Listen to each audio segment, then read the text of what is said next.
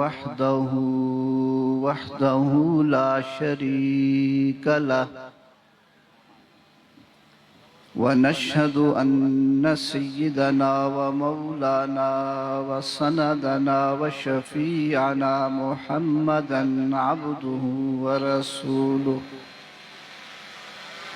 أما بعد فأعوذ بالله من الشيطان الرجيم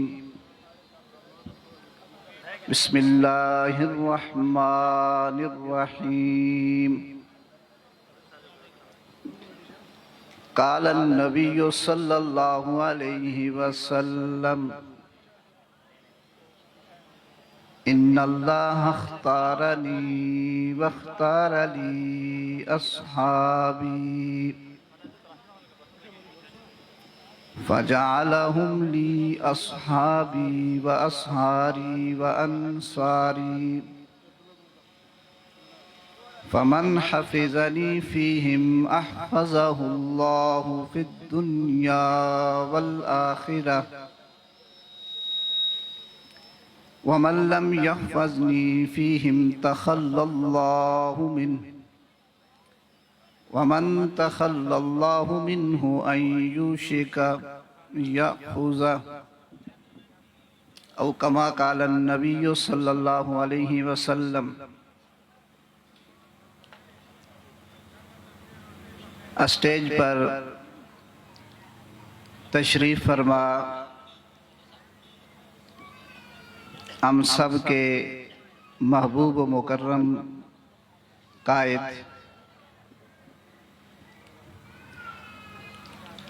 حضرت مولانا اورنگزیب فاروقی صاحب حفظہ اللہ تعالی اور دیگر علماء کرام، آج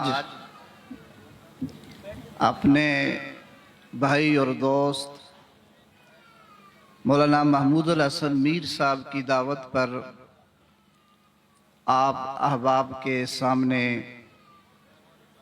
مخاطب ہوں آپ تمام سے. اللہ کریم میری اس حاضری کو اپنی بارگاہ میں قبول فرما کر دونوں جہانوں میں ذریعہ نجات بنائے. چونکہ ہم تمام نے حضرت فاروقی صاحب کو سے بات فرمانا ہے. میں نے عنوان کی مناسبت سے حدیث مبارکہ پڑھی ہے کہ اللہ کریم نے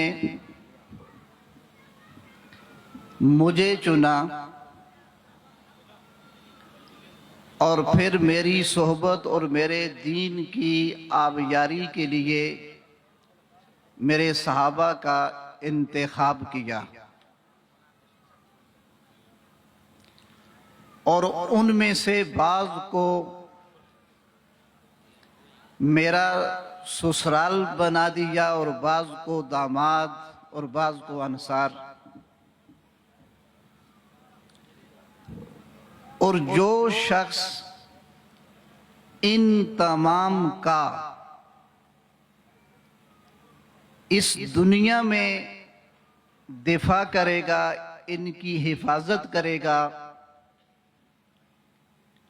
اللہ کریم اس کو اس دنیا سے اٹھانے کے بعد بھی اس کا نام لوگوں کی زبانوں پر اور لوگوں کے دلوں میں باقی رکھیں گے. اور جو شخص صحابہ کرام کا ان کی عزت و ناموس کا دفاع نہیں کرے گا تو قریب ہے کہ اللہ اسے پکڑ لے. یہ اس حدیث کا اجمالی ترجمہ تھا. سامعین مکرم، صحابہ کرام وہ نفوس قدسیہ ہیں وہ قدسی شخصیات ہیں جن کا انتخاب اور چناؤ خود رب العالمین نے کیا۔ ہمارے اس ماحول میں علاقے کے لوگ کسی بندے کا انتخاب کریں الیکشن کے لیے، کسی اور کام کے لیے، اور یہ چند لوگوں کی کمیٹی ہو جس میں چنیدہ معتبر بڑے لوگ ہوں، اور یہ سب مل بیٹھ کر کسی کا انتخاب کریں کہ اس کام کے لیے چناؤ ہم تمام نے مشاورت کے بعد آپ کا کیا ہے، اس کام کے لیے، اس عہدے کے لیے، اس منصب کے لیے ہم نے گہری مشاورت کے بعد آپ کا چناؤ کیا، اور اب یہ کام آپ نے کرنا ہے۔ یہ لوگوں کا انتخاب ہوا، اور لوگوں میں سے بھی وہ لوگ جو پوری سوسائٹی کا نچوڑ اور خلاصہ ہوا کرتے ہیں، انہوں نے اس کا انتخاب کیا۔ ایک بندہ اٹھا یا علاقے کے معتبر لوگوں کے چناؤ کے مقابلے میں کچھ لوگ اٹھے، انہوں نے کہا ہم آپ کے اس انتخاب کو نہیں مانتے، ہم آپ کے اس انتخاب کو رد کرتے ہیں۔ میں آپ سے سوال کرتا ہوں کہ علاقے کے بڑے لوگ، علاقے کے معتبر لوگ، علاقے کے پڑھے لکھے سمجھدار لوگ، انہوں نے چناؤ کیا، اور ان کے مقابلے میں ایسے لوگ کھڑے ہوئے جن کا علاقے کے ہاں کوئی مقام بھی نہیں، ان کی عزت بھی نہیں، پڑھے لکھے بھی نہیں ہیں، سمجھدار بھی نہیں، وہ آ کر انکار کریں، رد کریں، تو سوسائٹی اور معاشرے کا ہر انسان ان کے رد کو ٹھکرا دے گا اور ان کے اعتراض کو پاؤں تلے رون دے گا کہ آپ کی حیثیت کیا ہے کہ آپ بڑے لوگوں کے انتخاب کا اعتراض کر رہے ہو، اس کا انکار کر رہے ہو۔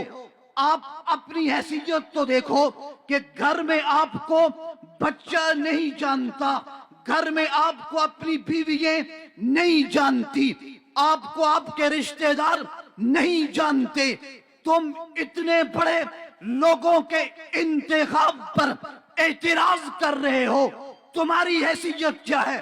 جاؤ بھاڑ میں، تمہارا اعتراض اس کی کوئی حیثیت نہیں ہے۔ آج سوسائٹی کے اندر اگر کوئی کسی کا انتخاب کرے، کوئی مقابلے میں آ کر اس کے انتخاب کا انکار کرے، کوئی مانتا نہیں ہے کہ بڑے لوگ ہیں، بڑے لوگوں کے انتخاب پر اعتراض کا حق کسی کو نہیں ہے۔ سامعین مکرم، صحابہ کرام مولوی کا انتخاب نہیں ہے، صحابہ کرام اولیاء کا انتخاب نہیں ہے، صحابہ کرام کتب ابدال کا انتخاب نہیں ہے، صحابہ کرام کائنات کی کسی بزرگ شخصیت کا انتخاب نہیں ہے، صحابہ کرام انبیاء کا انتخاب نہیں ہے، صحابہ کرام اللہ کا انتخاب ہے، صحابہ کرام رب کا چناؤ ہے، صحابہ کرام کو چنا تو رب العالمین نے چنا، صحابہ کا انتخاب کیا تو رب العالمین نے کیا۔ سامعین مکرم، اگر کسی عام انتخاب کرنے والے کے انتخاب کو ٹھکرایا نہیں جا سکتا تو رب العالمین جن صحابہ کو پیغمبر کی صحبت کے لیے چنے، پیغمبر کی دین کے لیے، پیغمبر کی شریعت کے لیے، پیغمبر کی سیرت کے لیے، پیغمبر کے پورے نظام نام کو محفوظ کرنے کے لیے رب چنے تو رب کے انتخاب پر بھی کسی کو اعتراض کا حاصل نہیں ہے. دنیا والوں کے انتخاب پر کوئی اعتراض کرے گمراہ ہو سکتا ہے، فاسق ہو سکتا ہے، اس کو باغی کہا جا سکتا ہے. جو رب کے انتخاب پر اعتراض کرے فاسق نہیں، کائنات کا بدترین کافر کہا جائے گا. صحابہ کس کا انتخاب ہے؟ رب کا انتخاب ہے. ان اللہ اختارنی، رب نے چنا اللہ کے نبی کو ختم نبوت کے لیے، تمام نبیوں کی سرداری کے لیے، تمام نبیوں کا مقتدا بنا دیا، امام بنا دیا. پوری کائنات کے لیے، انبیاء کے لیے سب میں افضل ترین انسان جس کا انتخاب رب نے کیا، پاک پیغمبر کی ذات ہے. پھر پاک پیغمبر کی صحبت کے لیے، آپ کے دین کے لیے، آپ کی سنن کو محفوظ کرنے کے لیے، آپ کی 23 سالہ نبوت کی زندگی کو محفوظ کرنے کے لیے، 23 سالہ نبوت کی زندگی سے منسوب ہر بات کو محفوظ کرنے کے لیے رب نے انتخاب فرمایا. پیغمبر کے صحابہ کا، پیغمبر کے یاروں کا، پیغمبر کے سسرال کا، پیغمبر کے داماد کا، پیغمبر کے مہاجرین کا، پیغمبر کے انصار کا انتخاب رب نے کر کے امت کو بتایا. صحابہ کسی کا انتخاب نہیں ہے، صحابہ براہ راست مجھ اللہ کا انتخاب ہے، صحابہ رب کا انتخاب ہے، صحابہ اللہ کا انتخاب. کائنات کے لوگوں کے چناؤ میں غلطی ہو سکتی ہے، لیکن رب نے جنہیں چنا، رب کے انتخاب میں کوئی غلطی نہیں ہو سکتی. ہو سکتی ہے غلطی اللہ کے انتخاب میں؟ تو صحابہ کس کا انتخاب ہے؟ اللہ کا انتخاب ہے. سامعین مکرم، مشکات کی روایت ہے، عبداللہ ابن مسعود روایت کے راوی ہیں، بلکہ بعض محدثین نے انہیں عبداللہ ابن عباس کا ہی قول کہا ہے کہ یہ آپ کا قول ہے.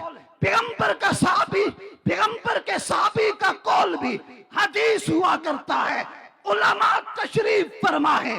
عبداللہ ابن عباس فرماتے اگر اس دنیا کے اندر کوئی شخص کسی کو اپنا رہبر مانتا ہے، کسی کو اپنا قائد بنانا چاہتا ہے، کسی کی تقلید میں زندگی گزارنا چاہتا ہے، تو پیغمبر کے صحابہ کو اپنا قائد بنائے، پیغمبر کے صحابہ کو اپنا لیڈر تسلیم کرے، پیغمبر کے صحابہ کو اپنا رہبر مقتدا تسلیم کرے. عبداللہ ابن مسعود وجہ بتاتے ہیں پیغمبر کے صحابہ کو قائد کیوں بنایا جائے، پیغمبر کے صحابہ کا رہبری کے لیے انتخاب کیوں کیا جائے. وجہ بتائی انہم اعمقها علما وابرها حالا واحسنها حالا واقومها ہدیا.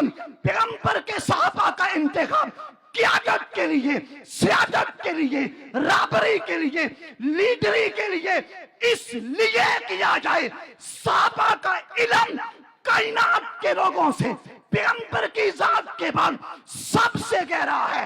پیغمبر کے صحابہ حالات اور احوال میں سب سے عمدہ ہیں، ہدایت یافتہ ہیں، رہبر اور رہنما ہیں. رب نے پیغمبر کے صحابہ کو پیغمبر کے دین کی آبیاری کے لیے چنا، چن کر کے پیغمبر کے قدموں میں لا دیا.